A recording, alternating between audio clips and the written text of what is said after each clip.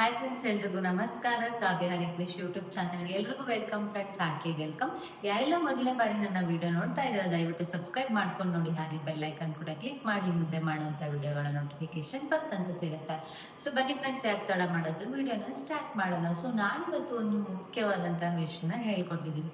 ಹಳೆ ವಿಡಿಯೋದಲ್ಲಿ ಹೇಗೆ ನೀವು ವೆಯ್ಟ್ ಲಾಸ್ ಮಾಡೋದು ಅಂತ ಹೇಳಿದ್ದೀನಲ್ವಾ. ಸೊ ಇದರಲ್ಲಿ ನಾನು ಹೇಗೆ ನೀವು ನೈಸರ್ಗಿಕವಾಗಿ ನ್ಯಾಚುರಲಿ ನಿಮ್ಮ ಒಂದು ವೆಯ್ಟ್ ಅನ್ನೋದನ್ನ ಹೇಗೆ ಗೇನ್ ಮಾಡ್ಕೊಳ್ಳೋದು, ನಿಮ್ಮ ತುಕ್ಕನ, ನಿಮ್ಮ ಬಾಡಿ ವೆಯ್ಟನ್ನು ಹೇಗೆ ಹೆಚ್ಚಿಸ್ಕೊಳ್ಳೋದು ಅಂತ ನಾನು ಕಂಪ್ಲೀಟಾಗಿ ನಿಮಗೆ ತಿಳಿಸ್ಕೊಡ್ತೀನಿ. ಸೊ ನೀವೇನೇನೆಲ್ಲ ಮಾಡಬೇಕು, ಏನೇನೆಲ್ಲ ತಿನ್ನಬೇಕು, ಸೊ ನಿಮ್ಮ ರೂಟೀನ್ ಹೇಗಿರಬೇಕು, ಸೊ ನಿಮ್ಮ ಲೈಫ್ ಸ್ಟೈಲ್ ಹೇಗಿರಬೇಕು ಅನ್ನೋದನ್ನ ಕಂಪ್ಲೀಟಾಗಿ ತಿಳಿಸ್ಕೊಡ್ತೀನಿ. ಮೊದಲಿಂದ ಕೊನೆವರೆಗೂ ನೋಡಿ, ಸ್ಕಿಪ್ ಮಾಡಬೇಡಿ, ಯಾಕಂದರೆ ನಿಮಗೆ ವಿಡಿಯೋ ಮಿಸ್ ಆಗುತ್ತೆ. ತುಂಬ ಜನ ತೆಳ್ಳಗಿರ್ತಾರೆ, ಸಣ್ಣಗಿರ್ತಾರೆ, ಸೊ ಕಡ್ಡಿ ಅಂತಾರೆ, ಆ ಥರ ಎಲ್ಲ ಅಂತಾರೆ. ಸೊ ಅವರು ಯಾವ ಥರ ಹೇಳಿ ದಪ್ಪ ಆಗಬೇಕು ಅನ್ನೋದನ್ನ ನನಗೆ ನ್ಯಾಚುರಲ್ ಆಗಿ, ಯಾವುದೇ ಥರದ ಜಿಮ್ ಹೋಗ್ದಿರ ನ್ಯಾಚುರಲ್ ಆಗಿ ಮನೆಯಲ್ಲಿರುವಂಥ ಫುಡ್ಗಳನ್ನು ಯೂಸ್ ಮಾಡಿಕೊಂಡು ದಪ್ಪ ಆಗೋದಂತ ನಾನು ಈ ವಿಡಿಯೋದಲ್ಲಿ ಹೇಳ್ತೀನಿ. ಸ್ಟೆಪ್ ಬೈ ಸ್ಟೆಪ್ ಹೇಳ್ತಾ ಹೋಗ್ತೀನಿ. ಫಸ್ಟ್ ಒಂದು ಏನಂತಂದರೆ ಹೆಲ್ದಿ ಡಯಟಿಂಗ್, ಓಕೆನಾ.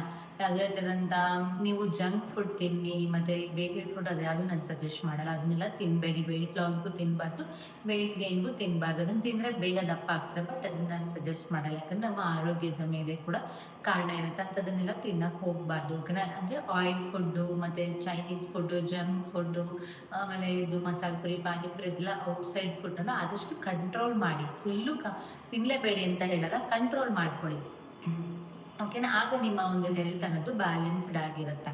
ಸೊ ಫಸ್ಟ್ ನಾವು ಬರೋಣ. ಫಸ್ಟ್ ಏನಂತಂದರೆ ನಿದ್ದೆ. ಮೇಯ್ನಾಗಿ ನೀವು ನಿದ್ದೆ ಚೆನ್ನಾಗಿ ಮಾಡಬೇಕು. 8 ಅವರು ನಿದ್ದೆ ಮಾಡಬೇಕಾಗುತ್ತೆ. 6 ಅವರು, 5 ಅವರು. ನೈಟ್ ಟೈಮೆಲ್ಲ ಮೊಬೈಲ್ ಓದ್ಕೊಂಡು ಕುತ್ಕೊಳೋದು, ಅರ್ಲಿ ಮಾರ್ನಿಂಗ್ ಎದ್ದೊಳ್ಳೋದು, ಆ ಥರದ್ದೆಲ್ಲ ಅಭ್ಯಾಸ ಮಾಡ್ಕೋಬೇಡಿ. ನೈಟ್ ಇವಾಗ ನೀವು 10 ಗಂಟೆಗೆ ಮಲ್ಕೊತೀರಾ ಅಂತಂದರೆ, ಸೊ ನೀವು 6 o'clock ಅಥವಾ ಒಬ್ಬೊಬ್ರು 5:30 ಆ ಥರ 7 ಗಂಟೆಯಿಂದ 8 ಗಂಟೆವರೆಗೂ ನಿದ್ದೆಯನ್ನು ಮಾಡಬೇಕಾಗುತ್ತೆ ನೀವು. ಅಂದರೆ ಮಾರ್ನಿಂಗ್ ನಾನು ಡ್ಯೂರೇಷನ್ ಹೇಳ್ತಿರೋದು 8 ಗಂಟೆಗಳ ಕಾಲ ನಿದ್ದೆಯನ್ನು ಮಾಡಬೇಕಾಗುತ್ತೆ. ನೀವು ಎಷ್ಟೊತ್ತಾದರೂ ಮಲ್ಕೊಳ್ಳಿ, ಎಷ್ಟೊತ್ತಾದರೂ ಎದ್ದೇಳಿ, ಟೈಮ್ ಪೀರಿಯಡ್ನ ನೋಡ್ಕೊಳ್ಳಿ. ನಿಮಗೆ ಆರಾಮಾದಂಥ ನಿದ್ದೆ ಇತ್ತು ಅಂದರೆ, ನಿದ್ದೆ ಮಧ್ಯದಲ್ಲಿ ಎದ್ದೊಳೋದಂದರೆ ಸ್ಟ್ರೆಸ್ ಜಾಸ್ತಿ ಇದ್ದರೆ ಆ ರೀತಿಯಾಗಿ ಆಗುತ್ತೆ. ನಿದ್ದೆಯನ್ನು ಚೆನ್ನಾಗಿ ಮಾಡಿ, ಇದು ಫಸ್ಟ್ ಪಾಯಿಂಟ್, ಓಕೆನಾ. ಸೆಕೆಂಡ್ ಪಾಯಿಂಟು, ನೀವು ಸ್ಟ್ರೆಸ್ಸು, ಇವಾಗ ನಿಮಗೆ ವರ್ಕ್ ಪ್ರೆಷರ್ ಇರುತ್ತೆ, ಅದನ್ನೆಲ್ಲ ಮನೆಗೆ ತೊಗೊಬರ್ಬೇಡಿ. ವರ್ಕ್ ಹತ್ರ ವರ್ಕೂ ಅಷ್ಟೇ ಕೂಲಾಗಿ ಮಾಡಬೇಕಾಗುತ್ತೆ. ನೀವು ಆ ಥರ ಸ್ಟ್ರೆಸ್ಸನ್ನು ಪಡಬಾರ್ದು. ಆಗ ನೀವು ದಪ್ಪ ಆಗೋದಕ್ಕೆ ಚಾನ್ಸಸ್ ಇರೋದಿಲ್ಲ. ಸ್ಟ್ರೆಸ್ಸಿಂದನೂ ಕೂಡ ಸಣ್ಣ ಆಗುವಂತಹ ಚಾನ್ಸಸ್ ಇರುತ್ತೆ. ಅದನ್ನ ಸ್ಟ್ರೆಸ್ ತೊಗೋಬೇಡಿ. ಸೆಕೆಂಡ್ ಬಂತು, ಓಕೆನಾ. ಇದು ನಾನು ಫುಡ್ದು ಆಮೇಲೆ ಬರ್ತೀನಿ. ಇದೆಲ್ಲ ನ್ಯಾಚುರಲ್ ಆಗಿ ನಮ್ಮ ಜೀವನದಲ್ಲಿ ಏನು ನಡೆಯುತ್ತೆ ಅದನ್ನು ಹೇಳ್ತಿದ್ದೀನಿ. ಮತ್ತು ಕೋಪ ಮಾಡ್ಕೊಳ್ಳೋದು, ಬೇಗ ಕೋಪ ಮಾಡ್ಕೊಳ್ಳೋದು, ಸುಮ್ಮನೆ ಜಗಳ ಆಡೋದು, ಆ ಥರದ್ದೆಲ್ಲ ಮಾಡೋಕ್ಕೆ ಹೋಗಬಾರ್ದು. ಹೋದಾಗ ಮಗು ಕೂಡ ನೀವು ದಪ್ಪ ಆಗೋದಕ್ಕೆ ಚಾನ್ಸಸ್ ಇರಲ್ಲ. ಸೊ ಅದೆಲ್ಲ ಕಡಿಮೆ ಮಾಡಿದ್ರೆ ನೀವು ಆರಾಮಾಗಿ ತಿನ್ಕೊಂಡು ಇರಬೇಕು. ಅವಾಗ ನೀವು ಆರಾಮಾಗಿ ನ್ಯಾಚುರಲ್ ಆಗಿ ದಪ್ಪ ಆಗ್ತೀರಾ ಅಂತಲೇ ಹೇಳ್ಬೋದಾಗಿರುತ್ತೆ.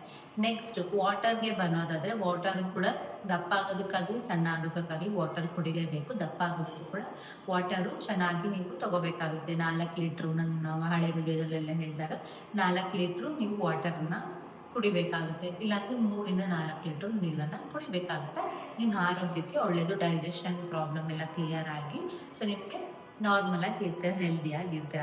ಸೊ ನೆಕ್ಸ್ಟ್ ಬರೋದಾದರೆ ವಾಕಿಂಗ್ ಮಾಡಿ. ಯಾಕಂದರೆ ನೀವು ದಪ್ಪ ಆಗಬೇಕು ಅಂದಾಗ ಸ್ವಲ್ಪ ಊಟದಲ್ಲಿ ಸ್ವಲ್ಪ ವೇರಿಯೇಷನ್ಸ್ ಇರುತ್ತೆ. ಅದನ್ನು ತಿಂದಾಗ ಸೊ ನಿಮಗೆ ವಾಕಿಂಗ್ ಮಾಡಿದಾಗ ಚೆನ್ನಾಗಿ ಡೈಜೆಷನ್ ಆಗುತ್ತೆ. ಯಾವುದೇ ಥರದಂಥ ಇಂಬ್ಯಾಲೆನ್ಸ್ ಆಗೋದಿಲ್ಲ ನಿಮ್ಮ ಫುಡ್ಡಲ್ಲಿ.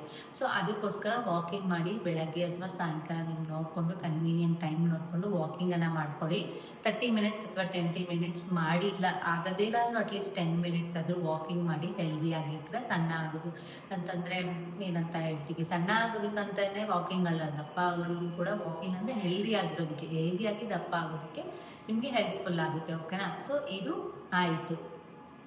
ಸೊ ನೆಕ್ಸ್ಟ್ ನಾವು ಫುಡ್ ಪ್ರಿಫರೆನ್ಸಲ್ಲಿ ನಾನು ಆಲ್ರೆಡಿ ಹೇಳಿದಾಗೆ ಜಂಕ್ ಫುಡ್ ಅದನ್ನೆಲ್ಲ ನಾನು ರೆಫರ್ ಮಾಡಲ್ಲ.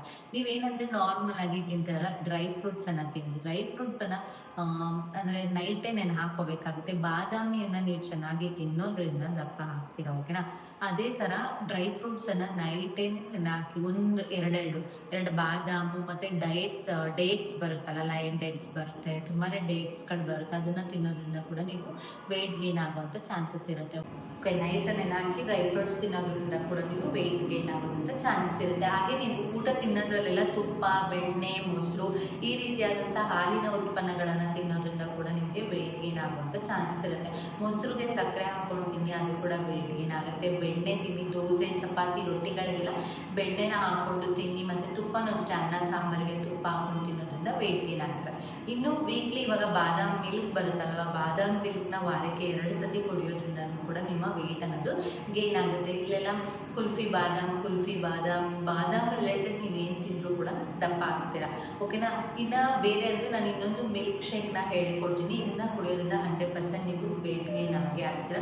ಏನು ಅಂತ ಅನ್ನೋದಾದರೆ, ಸೊ ಬನಾನ ಕೂಡ ನೈಟ್ ಮಲ್ಗೋಕ್ಕಿಂತ ಉದ್ದ ಬನಾನ ಬರುತ್ತಲ್ಲ, ಉದ್ದ ಬಾಳೆಹಣ್ಣು, ಅದನ್ನು ಕೂಡ ನೈಟ್ ಮಲ್ಗೋಕ್ಕಿಂತ ಮುಂಚೆ ತಿನ್ನಿ. ಡೈಜೆಷನ್ಗೂ ಚೆನ್ನಾಗಿರುತ್ತೆ, ದಪ್ಪ ಆಗೋದಕ್ಕೂ ಹೆಲ್ಪ್ ಆಗುತ್ತೆ. ಸೊ ಬನಾನ, ಹಾಲು, ಹನಿ ಮತ್ತು ಪೀನಟ್ ಬಟರ್ ಅಂತ ಹೇಳ್ತೀವಲ್ಲ, ಪೀನಟ್ ಬಟರ್ ಅಂಗಡಿಯಿಂದ ತರಕ್ಕೆ ತನ್ನಿ. ಇಲ್ಲ ಅಂತಂದರೆ ಕಡಲೆ ಬೀಜನ ಹುರ್ಬಿಟ್ಟು ಚೆನ್ನಾಗಿ ಮಿಕ್ಸಿಗೆ ಹಾಕಿ, ಫೈನಲ್ ಸ್ಟೇಜ್ವರೆಗೂ ಮಿಕ್ಸಿಗೆ ಹಾಕಿದ್ರೆ ಅದು ಪೀನಟ್ ಬಟರ್ ಆಗುತ್ತೆ. ಸೊ ಆ ಪೀನಟ್ ಬಟರ್ಗೆ ಬಾಳೆಹಣ್ಣನ್ನು ಹಚ್ಬಿಟ್ಟು ಆ್ಯಂಡ್ ಸ್ವಲ್ಪ ಹನಿ ಆ್ಯಂಡ್ ಹಾಲು ಹಾಕ್ಬಿಟ್ಟು ಇದ್ರದ್ದು ಮಿಲ್ಕ್ ಶೇಕ್ ಮಾಡ್ಕೊಂಡು ಕುಡೀರಿ.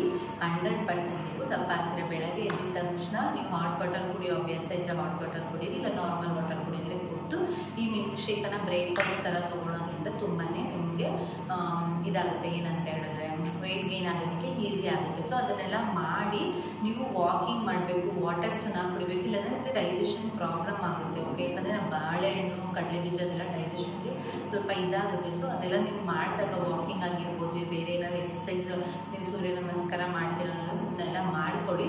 ಆಗ ನಿಮಗೆ ಯಾವುದರಿಂದ ಡೈಜೆಷನ್ ಪ್ರಾಬ್ಲಮ್ ಇರಲ್ಲ. ಸೊ ಈ ರೀತಿಯಾಗಿ ನೀವು ಇದನ್ನು ಮಾಡೋದ್ರಿಂದ ಸ್ವಲ್ಪ ಡ್ರೈ ಫ್ರೂಟ್ಸು, ಮೊಳಕೆ ಕಾಳುಗಳನ್ನು ಮತ್ತು ಮೊಟ್ಟೆ, ಡೈಲಿ ಒಂದೊಂದು ಮೊಟ್ಟೆ ತಿನ್ನೋದ್ರಿಂದ ಕೂಡ ವೆಯ್ಟ್ ಗೇನ್ ಆಗುತ್ತೆ. ನಾನ್ ವೆಜ್ ತಿನ್ನಿ, ಪ್ರೋಟೀನ್, ಚಿಕನ್ ಆಗಿರ್ಬೋದು, ಮಟನ್ ತಿನ್ನೋದ್ರಿಂದ ಕೂಡ ವೆಯ್ಟ್ ಗೇನ್ ಆಗುತ್ತೆ. ನೀವು ಹೆಲ್ದಿಯಾಗಿ ವೆಯ್ಟ್ ಗೇನನ್ನು ಮಾಡಬೇಕು. ಈ ಜಂಕ್ ಫುಡ್ ಅದನ್ನೆಲ್ಲ ತಿಂದ್ಕೊಂಡು ನಿಮ್ಮ ಆರೋಗ್ಯನ ಹಾಳು ಮಾಡ್ಕೋಬೇಡಿ. ನಾನು ಹೇಳಿದಂಥ ಈ ಒಂದು ಮೆಥಡ್ಗಳನ್ನು ಫಾಲೋ ಮಾಡಿ. ವಾಕಿಂಗ್ ಮಸ್ಟ್ ಆ್ಯಂಡ್ ಶುಡ್ ಮಾಡಿ. ವೆಯ್ಟ್ ಲಾಸ್ ಅಥವಾ ವೆಯ್ಟ್ ಗೇನ್ ಎರಡಕ್ಕೂ walking must and should, water ಕೂಡ ಮಸ್ಟ್ ಆ್ಯಂಡ್ ಶುಡ್. ಇನ್ನು ಫುಡ್ಗೆ ಬರಬೇಕಾದ್ರೆ ಈ ಹಾಲಿನ ಪದಾರ್ಥಗಳನ್ನು ಅತಿ ಹೆಚ್ಚಾಗಿ ತಿನ್ನಿ. ತುಪ್ಪ, ಬೆಣ್ಣೆ, ಮೊಸರಿಗೆ ಸಕ್ಕರೆ ಹಾಕ್ಕೊಂಡು ತಿನ್ನಿ, ತುಂಬಾ ಒಳ್ಳೆಯದು, ದಪ್ಪ ಆಗ್ತೀರಾ. ಆ್ಯಂಡ್ ಮಜ್ಜಿಗೆ ಕುಡಿಬೇಡಿ. ಗಟ್ಟಿ ಮೊಸರು ಇರುತ್ತಲ್ಲ ಅದನ್ನು ತಿನ್ನಿ. ಗಟ್ಟಿ ಮೊಸರು, ಅನ್ನ ತಿನ್ನೋದು, ಮೊಸರನ್ನ ತಿನ್ನೋದ್ರಿಂದಲೂ ಕೂಡ ವೆಯ್ಟ್ ಗೇನ್ ಆಗ್ತೀರ. ಸೊ ಇದನ್ನೆಲ್ಲ ಫಾಲೋ ಮಾಡಿ. ಮನೆಯಲ್ಲಿ ನೀವು ಚಪಾತಿ ಆಗಿರ್ಬೋದು, ಅದಕ್ಕೆಲ್ಲ ಬೆಣ್ಣೆ, ತುಪ್ಪನ ಸವರ್ಕೊಂಡು ತಿನ್ನೋದ್ರಿಂದ ಹೆಲ್ದಿಯಾಗೂ ಇರ್ತೀರ, ವೆಯ್ಟ್ ಗೇನು ಆಗ್ತೀರ, ಓಕೆನಾ. ಸೊ ಇದನ್ನೆಲ್ಲ ಫಾಲೋ ಮಾಡಿ ನೀವು ಈಸಿಯಾಗಿ ವೆಯ್ಟ್ ಗೇನ್ ಆಗ್ತೀರಾ. ಸೊ ನಾನು ಹೇಳಿದ್ನಲ್ಲ, ಯಾರೆಲ್ಲ ವೆಯ್ಟ್ ಗೇನ್ ಮಾಡಬೇಕು ಅಂದ್ಕೊತಿರ್ತಾರೆ ಅವ್ರಿಗೆಲ್ಲ ಇದನ್ನು ವಿಡಿಯೋನ ಶೇರ್ ಮಾಡಿ. ತುಂಬಾ ಅವ್ರಿಗೆ ಒಳ್ಳೆ ಎಫೆಕ್ಟ್ಫುಲ್ ಆಗುತ್ತೆ ಅಂತಲೇ ಹೇಳ್ಬೋದು. ಸೊ ಮುಂದಿನ ಹೊಸ ಕಂಟೆಂಟೊಂದಿಗೆ ಬರ್ತೀನಿ. Thank you so much. Love you all. Video ಇಷ್ಟ ಆಗಿದೆ ಲೈಕ್ ಮಾಡಿ. ಬಾಯ್.